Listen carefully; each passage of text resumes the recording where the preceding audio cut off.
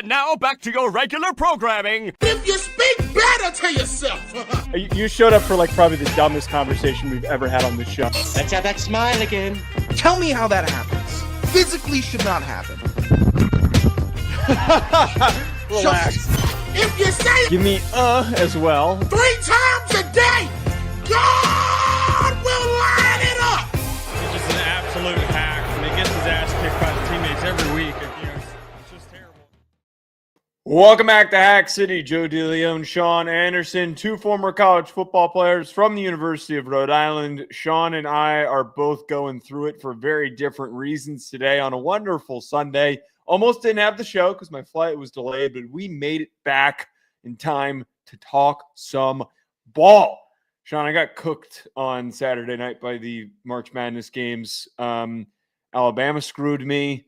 What was the other game? Oh, Michigan screwed me. That one also screwed me. But where can you let our listeners know to go? Bet Online is where you need to be going. I'm hoping. Here's what I've actually found, and it's working the trick that I hoped it would. I am a learner through video games.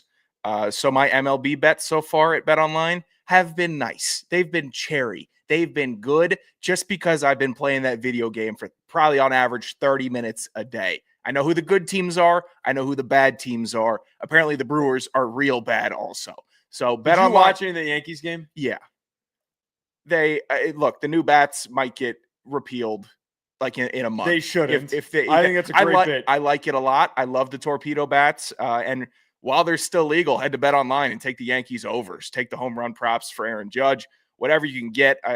Maybe they got the masterminds to fix all of their issues with just bat redesigning. It's more than that. We know they're going to cool off, but while they're hot, go to Bet Online. They also have all the March Madness odds. They got all the college basketball, every Cinderella story to every hat trick. Bet Online is you cover with odds, stats, and more for every game, every play, and every win. Bet Online, the game starts here. All right, Sean, the latest round of unexpected changes to the NFL that's coming from the owners' meetings, there is a potential for an 18-game schedule that is starting to pick up even more steam. Now, this isn't new. This is something that's been talked about very loosely. But Charles Robinson of Yahoo Sports has been reporting that 2 NFL executives believe that the schedule expansion talks will intensify when the annual meeting talks take place in Palm Springs, Florida on March 30th to April 2nd. So that's this weekend and the beginning of next week that this is occurring. The NFLPA has taken a stance, though, saying that they do not want to expand to 18 games back in a press conference in February. I don't think that's going to stop them. Sean, do you think we're going to get to 18 games? I would love 18 games. I'm a barbarian. I'm a caveman. I would love to watch more football as possible. But the NFL has a very tricky mistake to avoid with adding games onto the schedule. As we have seen the bump from 16 games to 17 games, I'm pretty cool with it. It still feels like every game has that value. Every game matters. When we keep on moving it up and bumping it up, we have to realize the play is going to decrease on the field. There's more wear and tear on every single player. You're not going to get 100%. We might see players decide to do load management. They need to keep the NFL at a respectable, maxed out 17-game schedule. If they moved it back to 16, I wouldn't be opposed. And this also builds off of just a general conversation you and I had a week and a half ago about other sports leagues botching it and other sports leagues having too many games. The NBA having too many games. Baseball, I'm fine with. Hockey has too many games in a season. Regular diehard fans might enjoy it, but casuals, it's too hard to get into. It doesn't feel like that game matters when you just flip to it. NFL game, even if it's a crappy one on Thursday, you turn it on, it means something to somebody. I see. The more that I've thought about this, I'm kind of out on the expansion, and you basically just alluded to it. And the context that you just brought up, I have the opposite reaction. Knowing that the NBA is way too much volume and the MLB is way too much volume, I have no problem with the hockey length, even though it's basically the same. It is hard to get invested with the amount of games that are played in both of those leagues, especially in the NBA, when there is a lot of load management, when there's a lack of availability for players where they're not participating. And we're starting to see a little bit of this in the NFL, where that last week of the season where, some people thought, oh, there's going to be really some competitive battles to win divisions. Most teams aren't participating. Everybody was griping about how the Chiefs mailed it in and screwed over the Bengals, blah, blah, blah. That whole nonsense where they didn't play any of their starters. Yeah. That's an example of most of the games. The only good competitive battle to win the division was Vikings versus Lions. And one could have argued that it actually didn't even make sense for either of those teams to really try because they played like shit in their first playoff games. I don't know if that was really worth it, especially a Lions team that was as banged up as they were. There were no injuries that came out of that game. But my point is that you're putting all this effort into playing a violent sport that has so much wear and tear involved, even more than basketball and baseball, and you add this extra game, it's just going to be slop.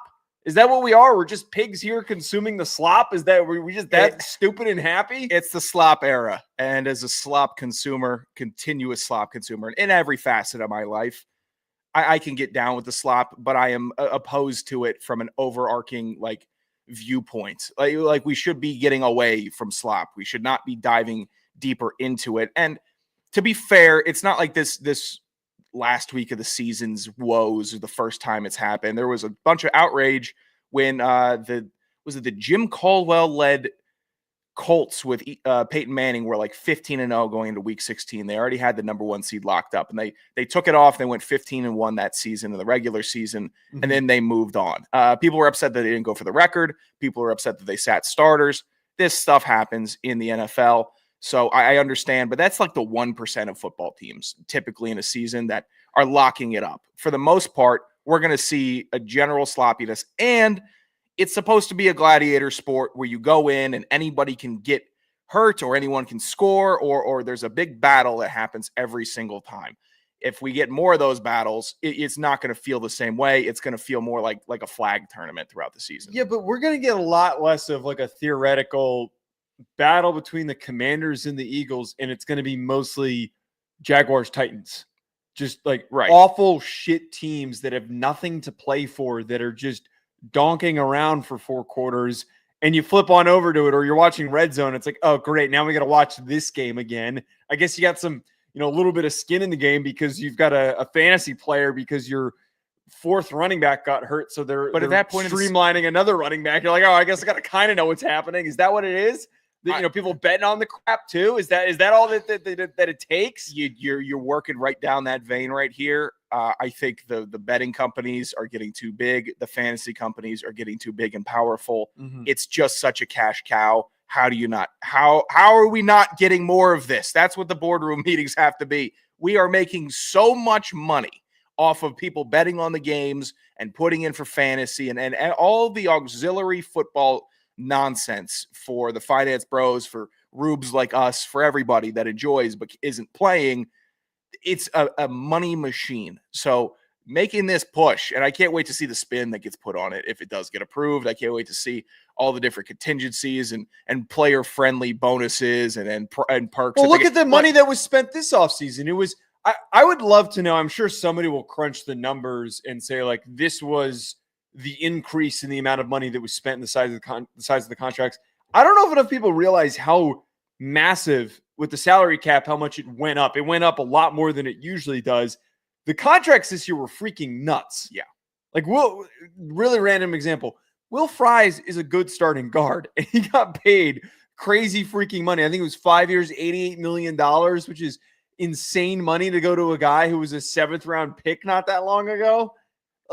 Money going all over the place to random dudes. So the sport is flooded, but you almost can't let the corporate overlords take it over at this point. Like there has to be some type of cap on reality with the growth of the game, and say, where do we really want to, where are we going to find our most value moving forward? All the number crunchers are going to say gambling and fantasy. All the ball knowers are going to say, well, keep the best players on the field healthy and continue to have a solid draft pipeline. And you're going to continually have stars in the game of football. Maybe less penalties would help. Maybe that's what we would address. More actual football on the field, less touchdowns taken back on a BS backdoor holding call. Like there's a lot of things I would review before I started thinking another game would really benefit us. Let's try to problem solve this.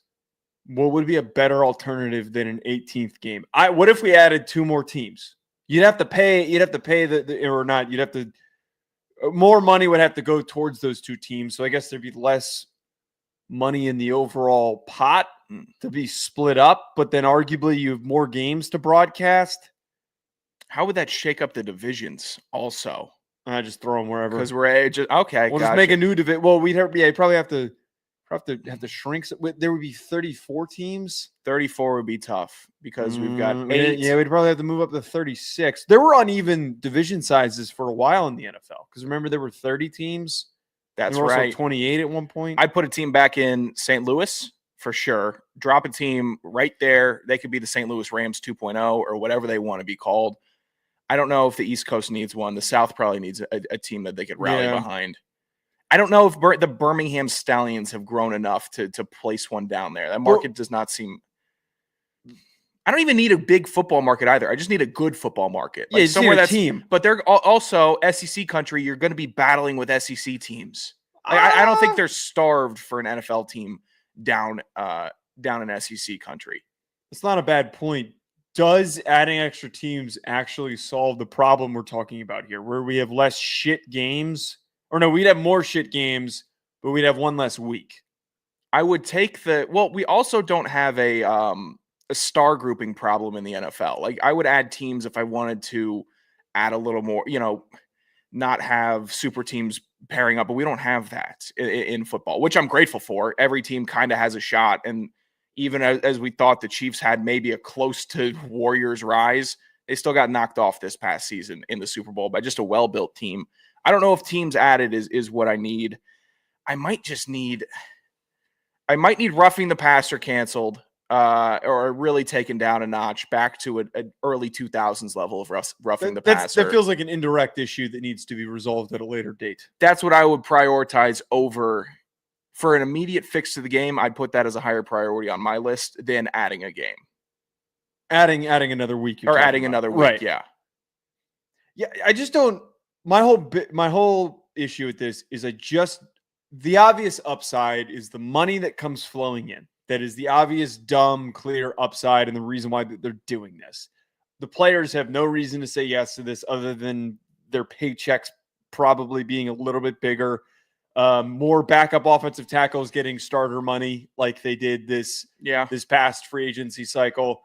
I'd add relegation before I added. Some sort of relegation I'd system. add those 2 teams and the top 2 UFL teams, whatever, can start and become the next 2 up. And the last teams, like the first 2 the teams that would have the top 2 overall picks, they get tagged out for the 2 teams that are coming up, and then they have to go battle it out in the UFL for a little bit. I have a better idea. It's in the same vein. What if we have a losers bracket? So then you've got more playoff games, and the winner of the losers bracket is fighting for playoff, or not playoff, for draft order.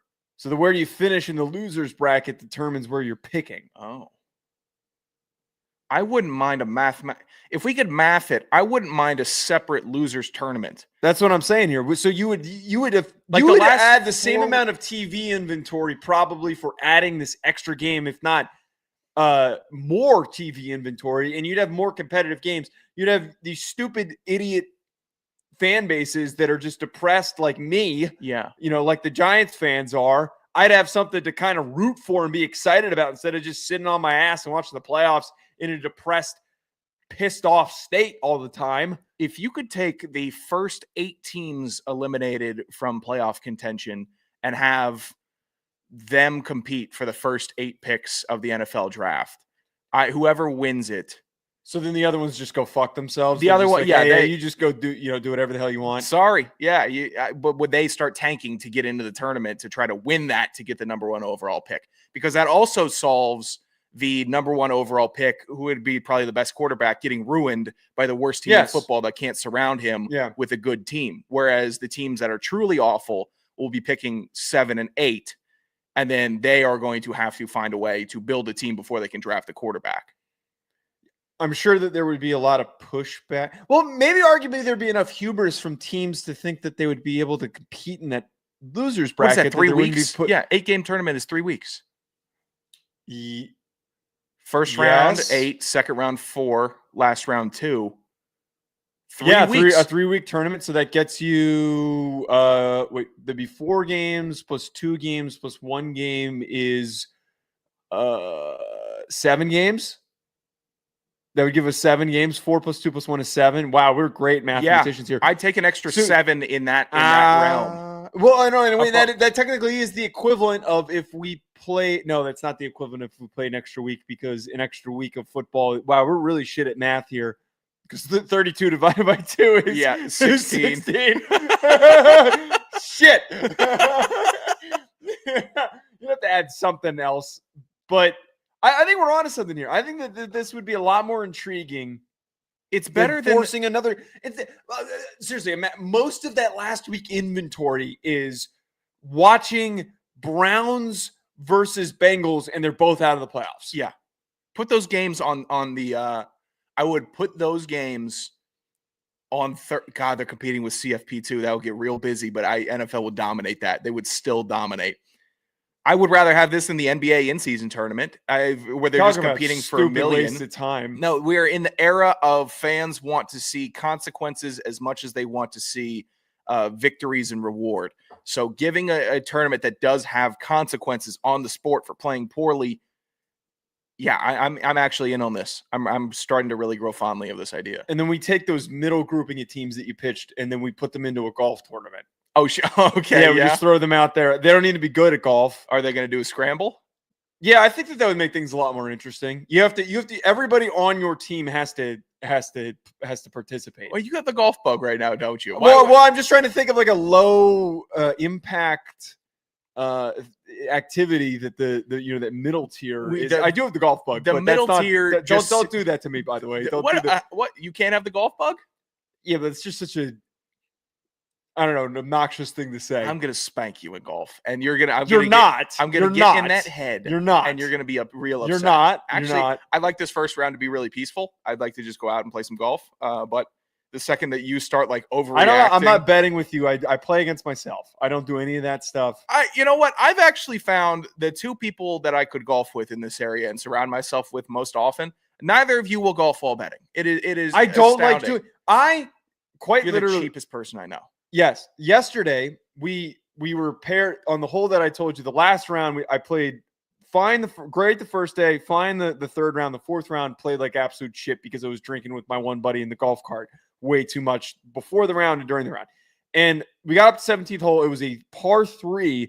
Us with the random suggested that we bet $20 who could get the ball closest to the pin. Closest to the pin. Yeah. It's just too much. I for said 17, no. though. I said no. I'm not. You guys go ahead and do it. And guess who hit the ball the closest to the pin? Did you hit it close? I hit the ball, but I didn't win the bet because I opted out of the bet. Look what happens. Do you think if you had made that bet, you would have not been closest to the pin? You know me well enough. I would have. There was a giant body of water in front. It was a giant body of water. It was where you teed off and then the pin. I would have blasted the ball into the body of water.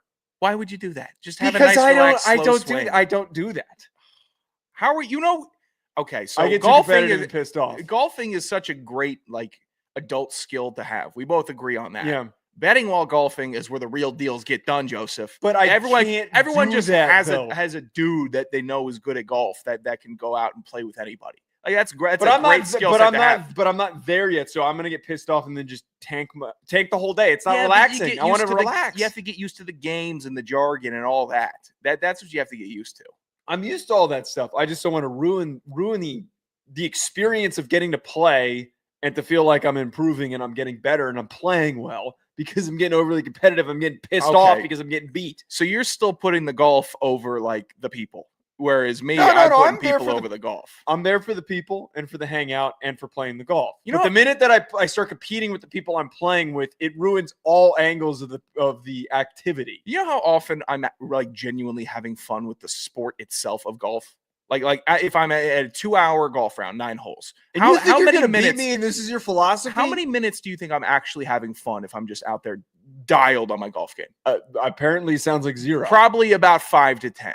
When we got people in the mix, you got good banter going, you got a bet going, you have something to chat about, then that makes it 2 hours much more exciting. And then also, and you if think the bet's you're going over, to beat me and you don't take it seriously. If the bet is over by like hole 6, then you're playing free for the last 3 holes. The person that lost, it's like weight off the shoulders. Fine, I could finally golf and nice. The person that wins, I just want some money. Now I can play free now.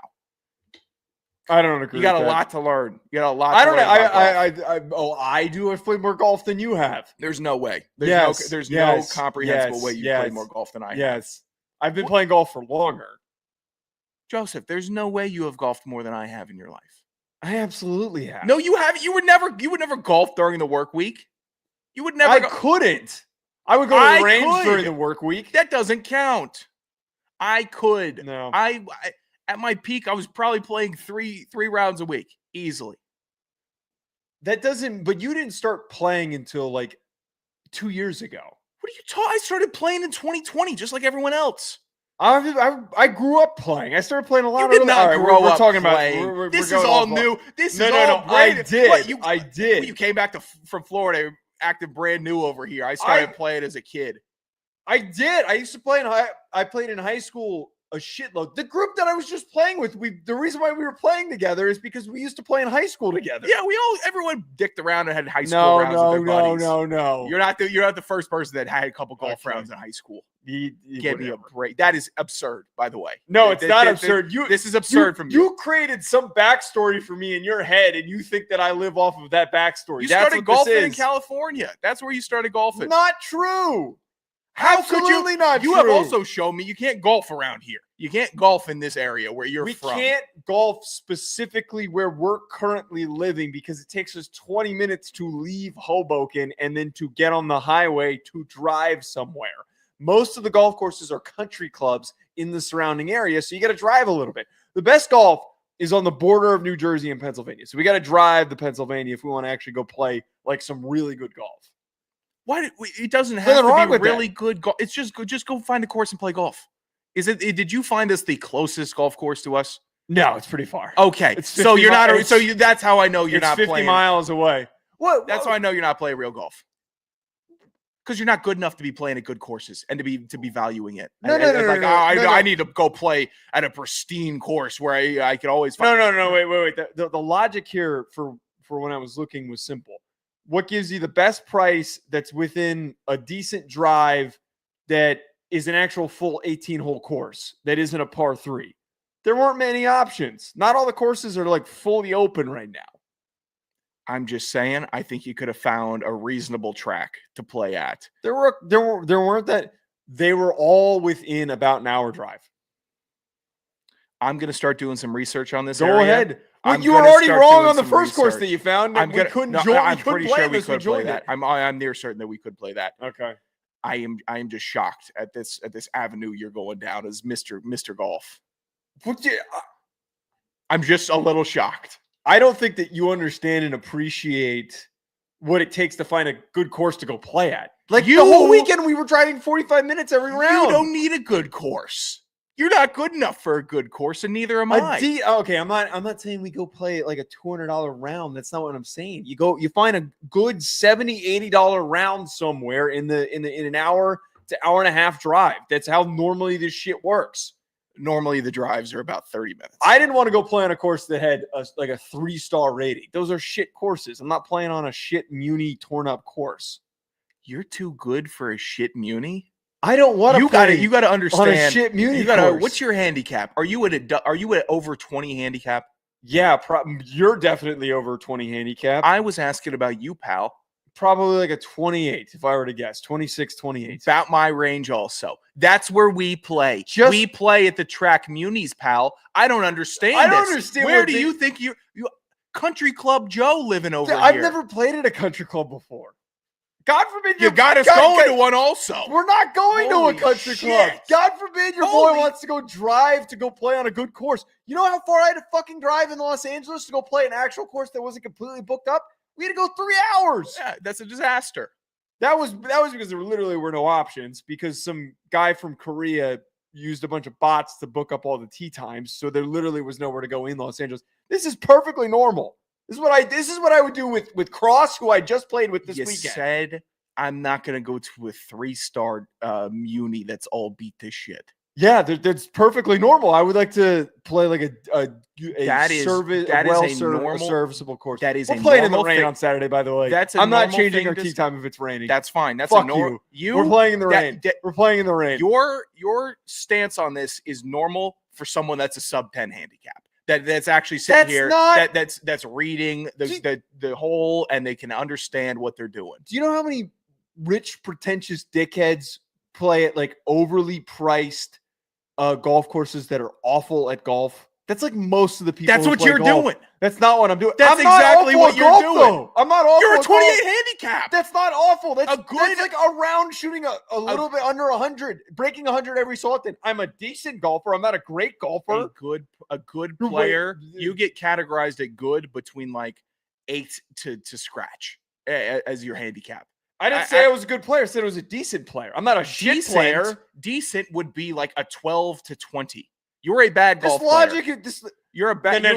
If You we're- haven't if played we're it with a wide enough. We are ranking You understand how many bad golfers there are. There is a very wide There's spectrum. a lot. You're one of them, and so am I. So we play munis that are closer and a little bit cheaper, and we're not looking at the star ratings of the course. Trust me, there were not many that were much cheaper than what I booked it for. I was trying to get a bang for a buck here. This is jarring. This isn't jarring. This is. You're basically telling me that you're going to be a lot worse than I am. This would have been me buying my own bowling ball after playing 10 full rounds and saying, "Oh, I got to get my own ball." You think that I've played that much golf? No, okay. You're going to get a equivalent rude awakening on Saturday. The equivalent of golf and bowling is what you're doing no, right now. Absolutely not. You're for a rude awakening on Saturday. You are going to be. If this is your logic, I don't think you understand the difference of skill between you and me. You're bad. You said you were a 28. Yeah, but the way that you're describing in that same ballpark. I don't think you're going to be very good. I'm probably not. I don't think you're going to be very good. Are you going to break 90 on Saturday? Probably not. Then you're a bad golfer. That doesn't make you a bad golfer. Yes, it does. Do you understand how many people can barely drive the ball straight and over 200 yards? Yeah, I'm one of them. You can't drive the ball 200 yards straight? Okay, you and I are not in the same ballpark. Brother, you're going to get itted on because I know you can't putt, and I know you got the Jimmy fingers. I don't think you have soft hands around the green either. So basically, if I put the ball in the fairway off the tee box, I'm winning that hole against you. Just because I have the athlete feel. You are just going to be so mechanical. You're going to be so mechanical. Hey, you're going what to be like a position robot. did Joe play in college that was the most mechanical position that he could have played on the field? Golf is a flow sport, man. It's all technique driven. You're a big jittery. You're a big this is jitter. Insane. Your logic is insane. Jitter. Yeah. You're just a big ball of See, one. This is why I don't want to compete with you because because you're already cracking. Because you're already pissing me off. How am I pissing we you haven't off? even played with each other. How many yet? reps have you gotten on the champ key? How many reps have you gotten? I put a hole in the wall if I tried to use that thing. I had a lot of room in my old apartment. This is insane. I just cannot believe that this is the pretentious Jersey BMW. You're painting me to be pretentious. This is normal behavior. My friend Cross, who is the least pretentious, you met him at my parents' wedding. The least pretentious person in the world. Every time we played, we would drive to Pennsylvania or we would drive as far as we're about to drive to go play. Isn't Cross very good at golf? Yeah, he's probably 10 strokes better than me. He's afforded to be able to make those decisions. 10 strokes. He's probably consistently breaking 90, right? No, he's probably like right around 90 every single time he plays. So consistently breaking 90, you'd say? No, he's not consistently breaking 90. Again, I don't think you understand the spectrum of how awful some people are at golf. I've seen all different types of everybody on the spectrum that's played. I've seen guys go out and whiff 10 times on 2 holes, and I've seen guys that can get an eagle every other hole. Like I've seen it. I'm on the bad end. So are you. And I'm not trying to bring you down to make me feel good. Buddy's been playing golf for 3 years I'm and he thinks he's trying to project on me. Oh, no. This is not projecting. This is projecting on me. You are projecting yourself as somebody that I never said that I'm good. I'm just saying that like I'm serviceable. I can go out there and play in a group. You're acting like it. This is ridiculous. Jesus Christ. All right. Something that I'm sure that will not piss off Sean. Kirk Cousins was spotted at a Cleveland area Chipotle over the weekend. He also was spotted at a barbecue spot in Ohio. Many are now speculating if he is going to be playing for the Cleveland Browns. We've talked about the trade circumstances for how Kirk Cousins could get moved a little bit later on in this offseason. Maybe it'll happen post-draft. Apparently as well, it's been reported today that the Steelers are also considering Kirk Cousins as an option to trade for to be their starting quarterback because they have nobody. So I asked the question, even though the Browns thing has been debunked by Cousins saying it was not NFL related, why he was in the area, which of these situations is best for your boy Kirk? And don't say whichever one is going to get him killed the easiest. Between Cleveland and Pittsburgh? Yeah. Yeah, Pittsburgh's a better destination for Kirk. Thank you for actually answering. Here's what I'll say. It's over for Kirk. And this is why it's over for Kirk. Because if he's in Cleveland scouting out the local eateries, a Chipotle and a barbecue spot, that's not indicative of I'm here to become a legend. He's not looking at houses. He's just getting a scan of the area and he's going to a Chipotle. Give me a break. It's over. Yeah, I appreciate how he didn't give any clarity to what he was there. He just said it was not NFL related. That's a great story. His decline wasn't injury related this season also. so Kirk, you lost a little bit of credibility here. Why else would you be in Cleveland? Why would you be in vibes? Vibes. People in Cleveland are catching a vibe. Yeah. Is he going to see a Cavs game? They're good. Maybe. I know that. The Guardians are supposed to be decent this year. He's also from Michigan, so there's also even less of an incentive for why he would be there. It's over. He's going to be a Cleveland Brown. Cleveland is going to win 7 games. Maybe Jerry Jeudy has 1,000 yards if Kirk's his quarterback. And maybe Kirk is better if he had another season to heal. I was actually from Illinois. Sorry, I'm correcting myself. But continue what you were saying. Hey, same difference. Just giving a heads up here. I know they are different, but if we're throwing Kirk was from a certain Midwest state, you could have guessed one of them. And I don't think anybody would be hyper offended by it. Kirk just sitting around in Cleveland. So he's going to the Browns. He's looking it up, checking out the area. It was a good run for Kirk, is what I'll say. Great NFL run. Teaches a great story and how to maximize your earnings in the league. This? I'm doing what is it? This is overly friendly. What do you say at a funeral? I mean, honestly, this is my funeral speech. This is your eulogy? The eulogy. I'm giving the eulogy. He's going the eulogy. You're giving the eulogy. I'm giving the eulogy. R.I.P. Kirk Cousins going to Cleveland, ending his career there at 37. I'm sure T.J. Watt won't absolutely run through his face while he holds the ball too long after throwing a pick. I can't wait for Cleveland to see the Kirk clutch in action. That's going to be awesome. But maybe he surprises us and gets them right out of the top 5 next year for the draft. I think if I'm Kirk Cousins, though, I would want to play for Cleveland just because of the Kevin Stefanski connection. Having played under Kevin Stefanski, he was one of his last and also best offensive coordinators that he worked with when he was in Minnesota. If I remember correctly, he was his OC during the Minnesota Miracle, right? Oh. Because that was during the playoff run where they made it to the NFC Championship game, and then... Yeah, well, Kirk didn't throw the Minnesota Miracle. That was Keenum. That was Keenum. Shit. I can't recall if Kirk was hurt. Kirk might have been hurt and Keenum stepped up, or did they get... No. They must have signed Kirk. What is this timeline here? Because Keenum ended up going to Washington after that. Did they do a swap that year? What a disaster. God, you would have thought that we would have known football. Well, okay, regardless, though, having the connection already with an offensive coordinator or a play caller, rather, that already knows how to play to your strengths. His play style is better connected to how Cleveland is played offensively. They need somebody who is a lot less risk, who is a lot more consistent and steady and accurate, and knows how to play within the system. The play action focused offense that they have is willing to take some risks, but not too many, unlike whatever slop that was put out there by Deshaun Watson this past year.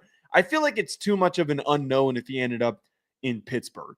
I feel like that there's too many different variables, not knowing how the receiver room's going to work out, not knowing if George Pickens and DK Metcalf are going to work together, knowing if Arthur Smith is going to be able to figure out how to actually deploy him and actually use him effectively, because he's had a bit of a rough stretch of actually getting success out of quarterbacks over the past couple of seasons.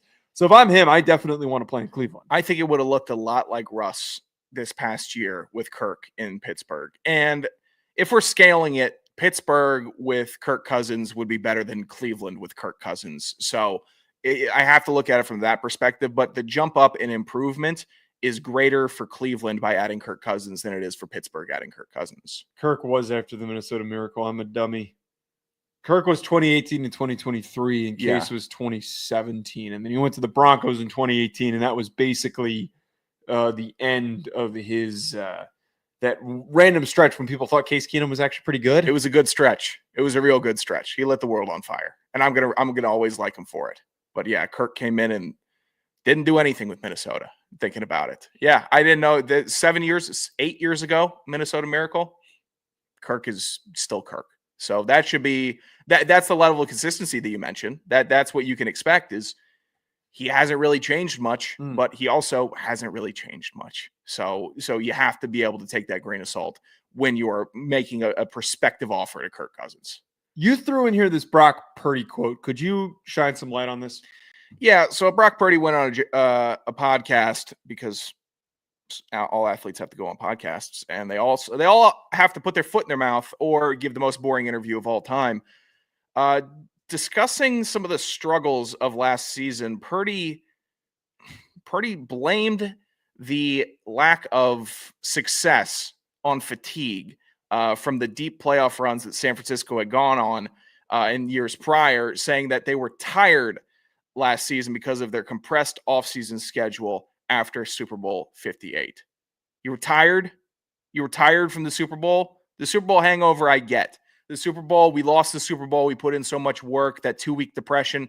I get it. Like that is something that sports fans will resonate. But no NFL player comes out and says, we were tired. That is not in the language used by players in this league. And you saw last season, it was on full display when a player didn't say it, but his actions led to people believing he was tired. Anthony Richardson pulling himself out of a game. We saw him get put on the stake because of that, because he was tired in a game. Genuinely, he probably was tired in a game, but he got crushed for saying he was tired because you're supposed to be the most well-conditioned athlete on the planet, maybe in third behind basketball and hockey. Soccer, a little bit of a difference, is less physical, more running, but football players don't get tired. You're not supposed to admit that you're tired. You're not supposed to be the quarterback of a team that has loaded up for year after year after year with stars and coaches and defenses, and then say, we haven't hit that next mark because we were tired. That doesn't equate to NFL fans or people. They're concerning for me at San Francisco with Brock Purdy after this. I have always been out on Brock Purdy. I don't think that this new iteration of the team that is going to be paying him a ton of money is going to work. I've said that time and time again on this show. I mean, talk about soft leadership. Like, seriously, like now, like we're really digging into the weeds of being critical. When you're getting paid $55 to $60 million a year, which is what that new contract's going to be, you have to be the driving force. Understandably, maybe his teammates would say, yeah, we appreciate him having our back and explaining for why we played poorly. It's a freaking excuse. It's an excuse. You get tired, you play football. It's what happens. What do all the Patriots dynasties, the Chiefs dynasty, all of these teams that have gone on consistent runs, I mean, even the Eagles recently, where they've at least been in the playoff conversation in the Super Bowl for multiple years, they have not stepped back. They've all at least been in sniffing distance, or at least been going on playoff runs. The offseason is the softest it's ever been. There's no two-a-days. You're not popping pads as early as they used to do in the 70s. Yeah. Don Shula would have driven your ass into the ground. We've been full contact during practice with everybody. 2-a-days, 3-a-days. He'd be having you out there practicing the entire day. This also isn't college football where there's spring ball, where you're actually hitting, where you heard like Steve Sarkisian's talked about how he doesn't think it makes sense to do spring ball with his team because they played an extra long season and they basically played 2 seasons. Like, that is kind of understandable. Yeah. Because you got to put the pads back on in March. But this is the NFL. You have all this time off. You're not re-entering contact until August, and it's extremely light during training camp. Yeah. You're barely playing in the preseason games. I actually appreciate Brock Purdy saying this because he's going to be the one. He might really be the one where a team says, no, we're not doing it. We see your value. We've seen what you can do. A lot of it's really good. Genuinely, a lot of it's really good. But the money that we would invest into you and the time that we would invest into you is not worth it. We will have to pay you this offer. This is what you are worth to us. If another team is foolish enough to grab you up, so be it. That is their deal. But we are a franchise that wants to win. We're the San Francisco 49ers. 5 rings. Legend after legend in this building. We're not paying you, Brock Purdy, $60 million a year to be Brock Purdy. If you're going to be Brock Purdy, the elevated, Brock Purdy, the guy that makes his receivers better, Brock Purdy, the guy that even if a guy is down, he can still find a way for that team to win off of his shoulder and throwing arm or legs, so be it. Then we'll pay you. But we haven't seen that yet. And now we got foot and mouth on top of it. I really hope I hope he gets paid. I hope some team makes a mistake, but I hope San Francisco takes a stand and said, we've seen enough, and we're not going to max you out here. None of that's going to happen. I know, because they're fully committed to him. They're not. They don't think the way that we do, because we're haters. Tell me if you've heard this one before. This is the premise of the podcast that he was on, the Built for More podcast. Tell me if this is an original. Like, this is, the market has never heard of anything like this. Built for More is where high performance, leadership, and faith collide. Hosted by Denny Thompson, the renowned quarterback trainer behind some of the nation's top talent, and Pastor Joby Martin, founder of the Church of 1122. This podcast is for those, or 22, for those who refuse to settle. Through conversations with elite performers and industry leaders, Built for More unpacks the mindset, discipline, and faith-driven principles that fuel success. Yeah, it's just the same podcast that's been created over and over again with white dude archetypes that just sprout out of the ground. A coach and a pastor talking about, life fundamentals to take the next step. Great choice, Brock. How has faith impacted your game? Well, all right, here's a 10-minute answer. It's going to be the same 6 questions. It's not for me. It's for other. That would be for other people. It's not my. I'm not going to knock it without listening to it. Canned responses. But I'm surprised that they were able to get this quote out of him. It's uber canned. Yes, on that. Maybe the Holy Spirit got him to start talking honestly. He said, yeah, my hammies were getting a little tight down the stretch, and that's why we couldn't make the big push, I'm sure. When I was at my first job out of college, I was a producer for Believe, and the premise of Believe is starting shows or helping former athletes start podcasts, as well as like anybody that's got like a prominent following.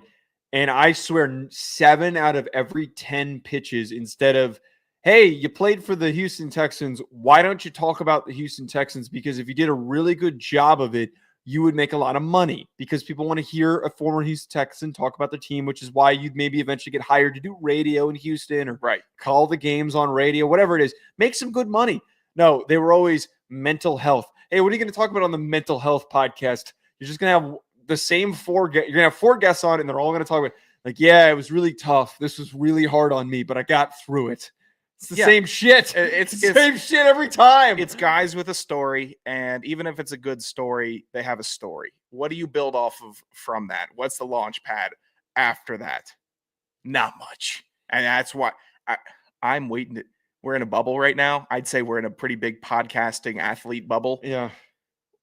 I think it's going to be really fun to follow over the next couple of years, just to see who had the podcasts, who wanted to be real grinders, that are doing shows at 4 p.m. on a Sunday, and who just likes it, because you'll get a retweet or a quote tweet from King James every now and then. I actually like Micah Parsons for, like, he just lets shit fly. Like, I actually like him. He's like, he talks and does his show like he plays. He's just loose. Yeah. He's having fun with it. He says shit that gets clipped every time, and he's never once thought, hey, maybe I should stop saying things that are on the top of my mind. No, he keeps doing it because he knows he dominates the conversation.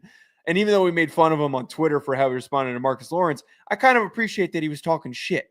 Like, I kind of like that there was a little bit of a rivalry between former teammates that was brewing.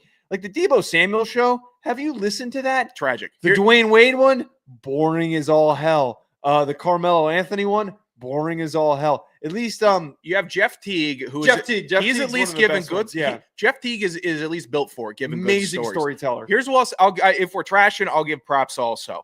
Cam Newton has impressed me recently. Oh, I love his show. He talks shit. He's been really good, and he actually gives a real look into how it's like, what it's like on the NFL field. He was asked about, just noises on the field, the defensive lineman chasing after him. Yeah. His not NFL player, co-host, or I don't know, producer, sidekick, whatever, asked him, oh, so you can hear everything on the field. And Cam Newton goes in a 2-minute diatribe about how vicious it is and all the shit talking and everything. I'm like, this is where it should be blending. He's doing good there. The St. Brown brothers, I think actually they kind of let it fly a little bit. Yeah. I don't mind their show for the most part. And it's tough to just key in on why so many people are cooling on the athlete podcasts. I mean, it's the Kelsey brothers. It's that. Yes. It's the yuck show. We'll move on in a second, but I think the biggest problem, and I want to be clear here, it has less to do with the athletes themselves, and it has most to do with the production companies, having been somebody at one of these production companies, that are too afraid to tell athletes how they should talk during the shows. Yeah. Like, be free and willing. Instead, they're just like, oh, yeah, that's a great idea. Yeah, go ahead. Whatever you want to talk about. And then they just pull a bunch of blank, boring clips that they post out on TikTok. Yeah, it's way too polished. A lot of it's overly produced. And even for a mediocrely to adequately produced show like this, there's the definite jump from just seeing, what an overly produced show looks like with the quick cuts, and then it's ridiculous. The chat wants you to take off your hat. I've taken the hat off before, man. I they got off of a flight like 3 hours ago. God, give me a.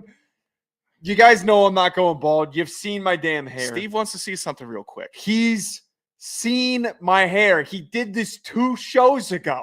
David's confused also. He thinks that you have that. I'll show you hair somewhere else if you really want to see it. Why am I getting threatened with that? Yeah, I don't need to see your shocking amount of shoulder and back hair. I'm in my ass. I'm with the hair on my ass. Way to be. That's real nice, man. All right, let's get the hack of the week. What do you got for our hack of the week? Hack of the week, love it. Finding one person or theme or thing that goes into the actual realm of hack. Have you tracked Fanatics? Where are you on Fanatics, just as a company in general? I'm aware of their issues. Well, they're scummy. They decided to tweet out a opening day photo with a couple people wearing Twins jerseys, saw this, a Cleveland hat, and photographed at Camden Yards. And here's something that Fanatics needs to learn. You're never going to beat these baseball people. You're not going to beat them. They're twisted. They're the most detail-oriented fans. They're all analytics nerds, and they know every seat in every stadium. And if you try to get one over with just like we'll just throw this at the wall and the slop will be good enough for them, they will pick you apart. I couldn't tell it was Camden Yards in the backfield, but Fanatics, if you have a contingency issue or a continuity issue, baseball fans will carve it up like a prime rib on Sunday dinner. And Fanatics, for what they've done with the jerseys and their monopoly on gear, and then putting out bad products with cheap iron on, and it's not even stitching that you get when you get a game jersey. It's an ironed on stitch print. They're a mess. And I like seeing that they're a mess. I think that fans, really diehard fans with the highest quality, most game ready, feel like they're a part of the team type apparel. Fanatics doesn't give them that. They give them the cheap BS, and that's reflective also in their advertising. So Fanatics taking a bath this week and getting bashed. It pleased me, and I hope baseball stays on their ass. I kind of respect the consistent inconsistency. I think that's a good point. The fact that it's leaked into the marketing now, that there's like, here's the catch the error. Like, catch the mistake. It's almost like how McDonald's used to be, where you knew they were never going to get your order right, and the one time that they did, it was really nice. That's like, look at this, I didn't. It came out right. No, I asked for sweet and instead of I asked for sweet and sour, not the buffalo. But no. It's all. That's a good point now. Maybe I have to start paying more attention to them just to see how loose they can fly. My hack of the week is the University of Maryland. So for anyone who's graduated college, and if you've graduated from a recognizable university, they have a commencement speaker. They bring in somebody that's highly recognized, that's highly successful to deliver a message to these outgoing, young, bright individuals before they start their careers. Now, if I spent hundreds of thousands of dollars on getting a degree, I would hope that you'd be able to attract, especially a public institution in a big state like Maryland, I'd be able to attract someone highly recognizable. Do you know who the University of Maryland has announced as their commencement speaker at the end of the year? Let me think of some icons from. Is Scott Van Pelt going to be speaking? No, not Scott Van Pelt. That would have been a good one. That would have been a good one. That'd fire me up. It's not Cam Rogers, who's a University of Maryland alum. One more guess, and then I'm going to tell you. Who else would have gone from Maryland? I don't know. Creator of. They're not from Maryland. They've got they couldn't have any less of an affiliation with Maryland. It's actually disturbing. What? How? All right, I'm going to tell you. Was it Idris Elba because he No. was Right. Kermit the Frog. Could you imagine you go through 4 years of school, you paid all of that money, and you got a puppet show. Now, I am a fan of Kermit the Frog. I like Kermit the Frog. Hand up, He's love got him. some juice. But this is the most ridiculous thing that they could have possibly. I couldn't take this seriously. Could you imagine sitting there in the heat, in the middle of, or at the beginning of June, the end of May, whenever their commencement is? Could you imagine sitting out there in an open stadium listening to a frog talk to you? A puppet. What message could Kermit the Frog deliver to me that would make me feel good about my future? You know what I'd be feeling about my future? Oh, I made the wrong decision. So this is the clown show that I was operating under. I hope that there's a large sample size of students who have not been paying attention and don't know. Or here's a better point. I am really excited for the foreign exchange students that don't know who Kermit the Frog is, nor have been paying attention to who the commencement speaker is. Could you imagine? And you're also the shock of consumerism. What is this? Is this the opening act? Is this what happens at colleges? It looks fun. So where's the real person? Okay. There's just there's some rich kid from New Delhi or from Beijing that's like really excited to start his finance career. Fired up. He's got his offer. He's sitting there and he's like, what is that green thing? The camera's panning over. Can somebody tell me what's going on here? There's a man shuffling behind him, trying to look inconspicuous. Why is the podium so big? Oh, is that another person hiding underneath it? That's interesting. It's not even Jim Henson that's going to be doing the voice. Well, I kind of hope Kermit the Frog goes rogue. Like, what if he I want him to like have like a really like inappropriate, politically driven message given to these students. Do you think the puppeteer went to college? Like what are we looking Probably. at? The two people that you are wrapping up your 4-year education of higher learning at is one, an inanimate felt object, and a person just maneuvering the sticks and speaking. These are not in the same world as you. So why do you show them people not in the same world as you? Show them CEOs. Show them somebody, right? The CFO, somebody that came from Maryland that did great things, and not we want to go viral because Conan O'Brien gave a funny speech 8 years ago at Harvard. Oh, so they're actually okay. Jim Henson did graduate from Maryland in 1960 as an economics major. He's passed on. Yeah, well, he's obviously not alive anymore. But the Muppets outlive him. They're still around. I think the Diary of a Wimpy Kid creator went to Maryland also. He's still kicking. Why don't you bring him in? I would be more pissed off if the Diary of a Wimpy Kid writer spoke instead of Kermit the Frog. I think that would be even more disrespectful. Here's what would fire me up. Okay. If you got the Muppets to do a graduation ceremony, I'd be all in. I like them. I actually recently started following the Muppets on Instagram. It's been a shockingly great follow. It's good artwork. They do good bits. I shocked at how good they've been recently on social media. not where I thought that this was going. I know. But if we got that cast and crew up there, really did it up, I'd be good. But if it's just Kermit the Frog and you're hungover and sweating in April with your parents behind you your dad, because the kids are sitting down, but the dad would just be sitting there. I paid for this. This is what I paid for? You could not have hands more firmly on hips than any dad at that graduation. Also, watching a puppet talk to your kid. That visual gag, I don't know if you realized that. I don't know. Was it just a cock shot right in the camera? Yeah, it was. Yeah, awesome. With you yelling from a distance. Yeah, you know what? That was for literally an audience of Joe right there. If you were oh god, unblessed few to see that, my apologies. All right, hack bag 201-834-4306. Do we get any voicemail? 4308. We 4308. Call 4306 and let us know who's at that phone number. Yeah, wait, please. Again, 201-834-4306. I want to know who's at that phone number. 43. Oh yes, yeah. 06. Okay, call and tell them Joe and Sean sent you. And tell them to listen to the podcast. Jamie, that's your next assignment. A voicemail for them, and then give us the same voicemail you left to them to us. That would be fantastic. I know you were looking for some ideas, but here is the hack bag. The mail never stops. This is the hack bag. Hit us on Twitter for questions or call at 201-834-4308. Who else would kick this one off? Chester. Need some advice. How do I go about asking a woman to dress up as Miss Incredible for role playing? Hold on. Mm-hmm. One more time. Need some advice. How do I go about asking a woman to dress up as Miss or Mrs. Incredible for role playing? I think you just get the. How would you go about this? Oh God. Hey, what do you think about putting this on? Hey, what do you think about this?